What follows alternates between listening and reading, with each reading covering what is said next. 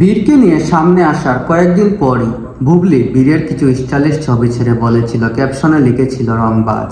তখন বুবলির সিদ্ধান্ত ছিল ছেলেকে বাবার মতো সুপারস্টার বানাবে।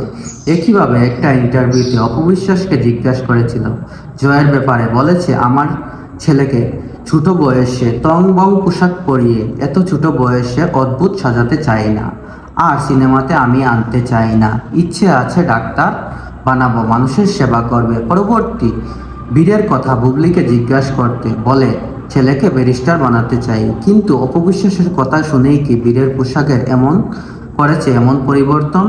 অপবিশ্বাস বলেছে শাকিব খানের দিক থেকে পুরো সমর্থন আছে ছেলেকে সিনেমা আনার জন্য।